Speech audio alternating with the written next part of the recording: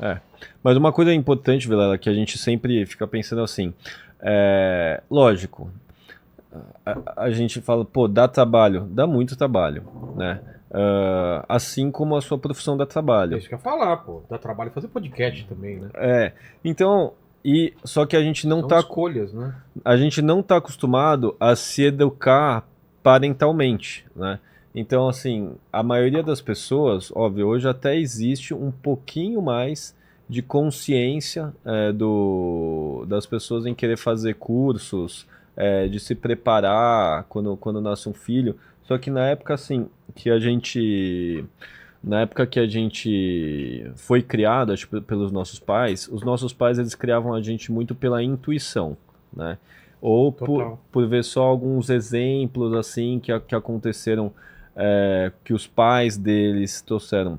E depois, né, de ter tantos filhos, cara, cada vez a gente vai se educando mais porque a gente precisa de verdade ter essa cabeça de que a gente quer, assim, se especializar no assunto de paternidade, porque, de fato, a gente tem que criar adultos, a gente não tem que criar crianças, a gente tem que criar pessoas que vão ser livres, pessoas que vão para o mundo, pessoas que vão pensar, e muitas vezes a gente só fica numa dinâmica de Defensiva, você tá falando? não, numa dinâmica, o que eu tô falando é o seguinte: ao invés da gente planejar a sequência dos filhos, planejar a nossa família, muitas pessoas só vão, assim, tirando os riscos, entendeu? E Como assim? fazendo o trabalho que dá menos. Ah, é, tá. Arriscar o mínimo possível. Exatamente. Então, assim, depois que a gente teve muito contato com a formação realmente assim de pais, com literatura específica para os pais, é um mundo que se abre. Porque normalmente assim você vê em uma festinha infantil às vezes, né? As mães às vezes lá cuidando, as mães juntas e muitas vezes o pai completamente alheio É. aos que os filhos estão fazendo. E isso pra mim, cara, me causa uma tristeza, porque, cara, os filhos, eles estão naquele momento, na idade de ouro, eles estão naquele momento, sabe, do 1 aos 5 anos é a idade de ouro, dos 6 aos 10 anos é a idade de prata. Então, assim, é aquele momento de você interagir com o seu filho, é aquele momento de você conhecer o seu filho. E a gente muitas vezes, ao invés de investir nesse momento, de estar mais com os nossos filhos, de ensinar para os nossos filhos as coisas, de passar o nosso legado, de passar a forma como a gente faz as coisas, as pessoas acabam, ah, não, eu tô cansado, então não tô, sabe, tô cansadão, então não vou ficar tanto tempo com meu filho porque eu preciso descansar, entendeu?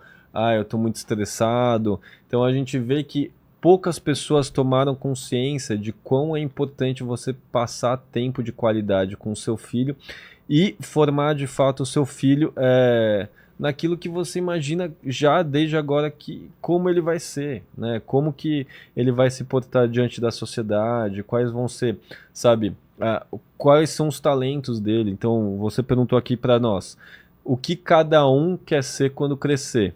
A gente já, cara, eu me preocupo muito É. em fazer com que eles possam tomar conhecimento de atividades que eles possam ter vocação.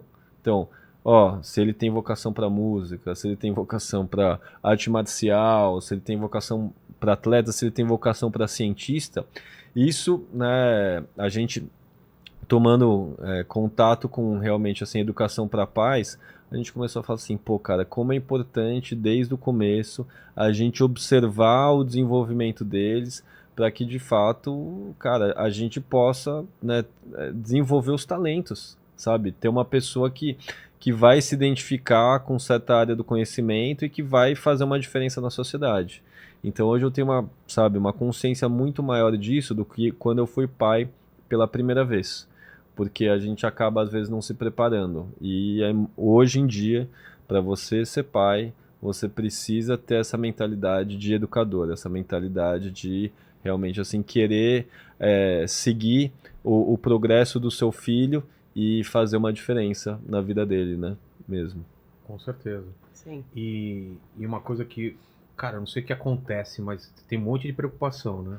Sim. como vai ser, eu não vou dar conta e tal. Mas quando vem, aí você fala, cara, você arranja tempo, você arranja dinheiro. Você arranja tudo. É incrível como as coisas acontecem, né?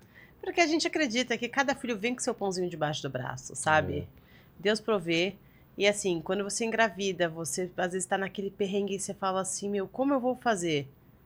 Cara, quando o bebê nasce, você ganha uma promoção. Algo de bom sempre acontece, sabe? Pra nós católicos, tipo assim, pra mim, por causa, a gente sempre consegue enxergar isso. Mas eu já conversei com várias amigas que não têm religião, ou têm outras fés. Elas iam falando assim, gente, mas é impressionante. Toda vez que eu engravidei, algo bom aconteceu na minha vida. Aí uma delas virou e falou assim, nossa, Mari, não é que você tem razão? Você vê? As No pessoas dia nem se dão conta. Elas não né? se dão conta das maravilhas. Às vezes ela ficou muito presa só no que ela pode prover. Só que a gente conta com a ajuda de Deus também, né? Claro. Que é a mais importante. A gente tem que trabalhar como se tudo dependesse da gente e rezar como se tudo dependesse de Deus. E é assim que tem que ser, né? Não é que eu fico deitada na minha casa, então vai chover dinheiro agora. Não, eu trabalho pra caramba. O Carlos também trabalha pra caramba. Exato, e é o motivador. E essa questão também que eu imagino que o seu filho, ele deva te desafiar, no bom sentido, de situações que você não era desafiado sem tê-lo, né? Situações como essa aqui de ter 7 crianças no colo, fazê-lo se comportar bem na frente do Brasil inteiro, por exemplo. Mas diversas situações de desafio que, cara, só o seu filho às vezes te tiraria algum apego que você tem, sabe? Você às vezes tem um mindset fixo de falar assim, olha, eu não abro mão de tal coisa. Eu não abro mão de ver o meu futebol. Ele destruiu meus carrinhos, destruiu meus bonequinhos. Eu falei, meu, nunca ninguém vai mexer nessas coisas. Aí vê seu filho vai, brinca mesmo e tal. Mas os nossos filhos, eles têm um poder de melhorar a gente também, né? A gente Então, desapega assim, de muita coisa. Você desapega né? de muita coisa, você busca ser uma pessoa melhor pelo seu filho, né? Então a gente começa a lutar pelos nossos defeitos. O Paquito é um cara que tem que ter filho logo, então, pra ver se o filho melhora ele. Exatamente. Tá louco. É. Mas é verdade, eu concordo com isso. Você cada dia fica um ser humano melhor mesmo por causa do teu filho, né? Sim, porque você busca ser melhor por é uma ele, esponja, né? Você vai querer ver seu filho xingando as pessoas, sendo ríspido, ou grosseiro, ou mal-humorado? Não. Você quer que seu filho seja uma pessoa melhor, né? E a gente, pelo menos eu e o Carlos, a gente lá em casa, a gente busca educar os nossos melhor filhos. Que quando abre doce, oferece pra gente. Você achou que ninguém ia escutar? Ô, Fabi, você achou, vou abrir aqui o meu, sei lá, chocolate, alguma coisa, e ninguém vai escutar. Esperou as crianças irem embora, que a gente tá ligado nisso, pra não oferecer pra ninguém. Premeditado. Premeditado. Ela quietinha lá, e a gente só olhando aqui, né, Fabi? Fica tranquila, Fabi. Tranquilo.